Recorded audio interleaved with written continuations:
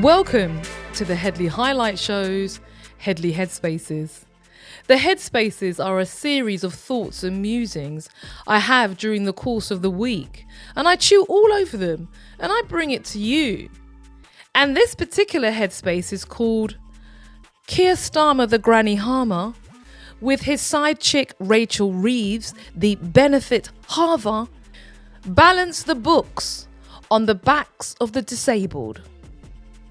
Now, before I jump into the substance of this particular headspace, I think it's important to say thank you to all those people who are listening to my show and have subscribed to my YouTube channel, DeniseHeadley.com. You can subscribe to my YouTube channel. I'm trying to get to 1,000 subscribers. Please like, share and comment. And also tell a friend. I also have a regular Friday night talk show called The Headley Highlight Show, which is live every Friday on X at 8 p.m. And if you jump into the show, you can hear this content live. Right, let's jump straight back into our headspace. So Starmer and Reeves balancing the books on the backs of the disabled. Now, in the spring statement, Rachel Reeves announced that she needs to make savings of £5 billion. Now, what's important in this issue is to remember the following things. She said earlier in the year, don't forget she had an autumn statement where she talked about a financial black hole. And that financial black hole needed to be filled by cutting winter fuel allowance, yes. Also by scrapping the 2-child benefit cap, because that wasn't reinstated when they came back in. But also by increasing defence spending, raising cost on employers, which is going to come in at the end of April. Despite this terrible large black hole that she made reference to, the fiscal black hole, the sovereign grant to the king did not go down with inflation. That increased. And in addition to that, she found £1.5 billion in additional funding to give to the Ukraine. And David Lammy, the most disappointing Home Secretary since Home Secretaries begun, just went and gave the head chopper in Syria, Gilani, yes, the same one who's now a moderate rebel, whereas before there was a bounty on his head because then he was a terrorist. Okay, under Biden, he had a £10 million bounty on his head. Now, under Keir Starmer, he's a moderate rebel. David Lammy just gave him, I think it was £500 million. So there's money for there's money for war.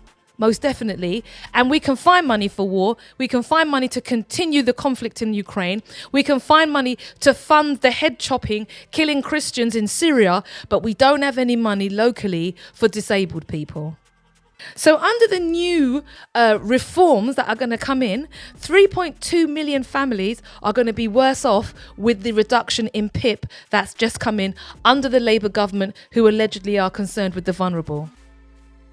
800,000 people are set to lose the daily living component of this welfare benefit, which is personal independence payments, by 2030. That would be Labour. They did that to you. They also plan to ensure that 430,000 future claimants receive lower payments. Under Labour, 2.25 million current universal claimants will lose £500 a year on average due to freezing the incapacity top-up. That's Labour for you. Before the cuts, the welfare bill was 100 billion, and hopefully, according to Rachel Reeves and Liz Kendall, it will be 72.3 billion. But yet we still found more money for the military-industrial complex. Yes, we're going to make lots of bombs. People want to buy that every week when they go to Lidl's. They'd like drones. No, they prefer tomatoes, but it's only drones that we're going to be manufacturing. Under Labour, you will have tighter assessment criteria for the daily living component of PIP.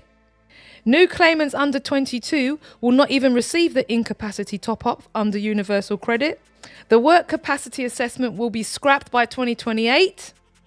And this was the new one that wasn't announced in the autumn statement, but they snuck it in. They are going to have the incapacity top-up reduced and frozen. Now, that was snuck in, and that was actually not in the autumn statement that she made about the budgets. But what happened was Liz Kendall and Rachel Reeves basically didn't add up their figures properly, and the OBR pointed out that what they were doing didn't actually give them the £5 billion worth of savings. And between the two of them, they cooked this little scheme up. So they froze the top up element and they snuck it in just on the sly, and no one noticed it. So the books balanced. So they used the most vulnerable people in our society to balance the books. Did they do a wealth tax? No. I was looking at this lady and she was on Novara Media, and she was talking about a wealth tax. A wealth tax which could effectively mean that anyone who has over £10 million worth of assets pays a 2% wealth tax. Do you know how many people that would have affected in this country? 20,000 people. That just goes to show you the concentration of wealth in this country.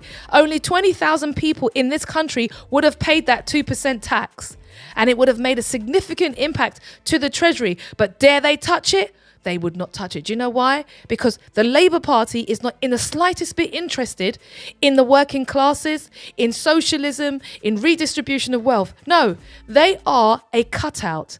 They are here to advance the ambitions of the Democratic Party in the UK. Yes, that's right. As far as I'm concerned, Keir Starmer is a carbon cutout. He doesn't work for this country. He doesn't work for the British people. No, he doesn't. Because nobody in Britain wants this war. Nobody in Britain voted to have their benefits cut. Nobody in this country voted to go into a direct conflict with Russia. Nobody in this country voted to have another how much more billion pounds worth of money go to the Ukraine. Nobody's voted for that. Who do these things benefit? They don't benefit the British people. They benefit a foreign policy agenda which is focused on war. And Mr. Starmer is the cutout for those individuals. He's a cutout for the establishment, and he's a cutout for the deep state in America. And that's my 2 pence. Let's face it, they were in opposition for 14 years.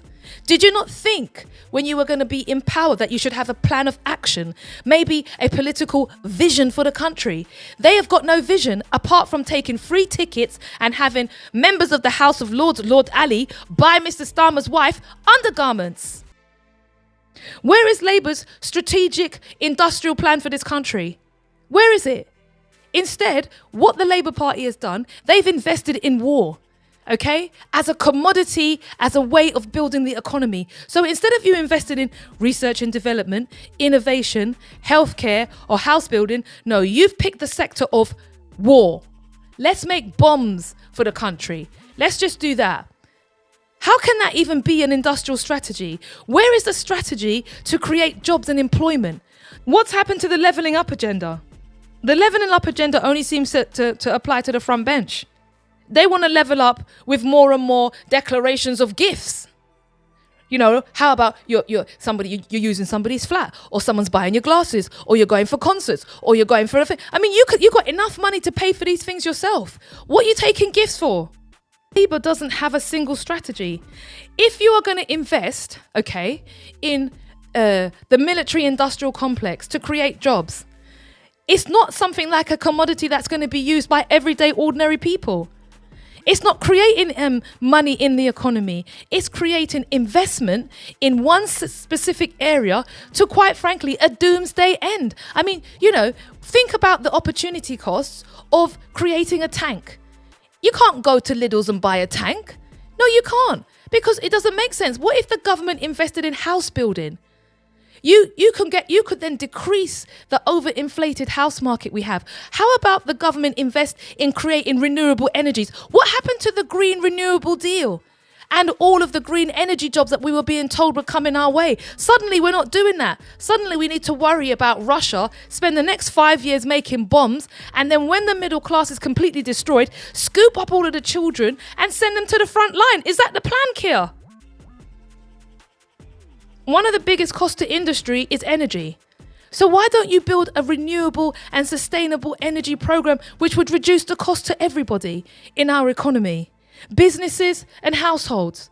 And then when you build your factories, the cost of production is lower. Why? Because your energy costs are lower.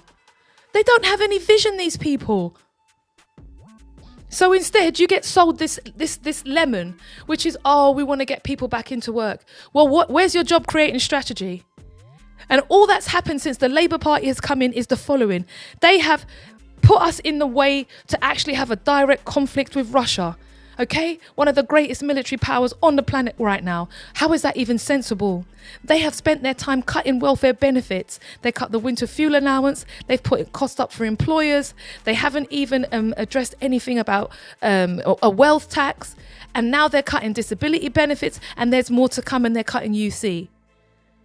They don't have a plan. And then you've got Keir Starmer running around to anyone who's going to listen to him to start talking about they want to be involved in the peace negotiation with the Ukraine. No one's listening to you. No one's interested in what you're saying.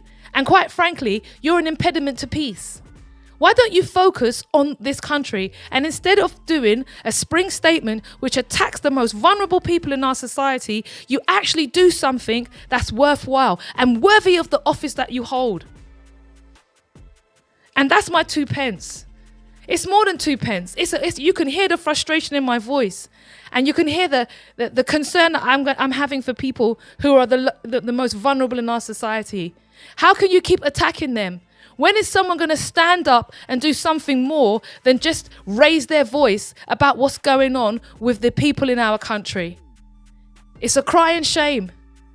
And that's my 2 pence. Look how many people are going to suffer as a result.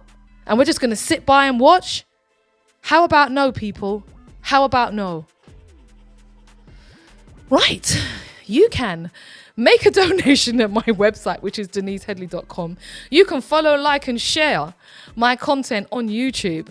Or you can come to my live show every week on X. And you can donate and buy me wings, chips, and a Miranda.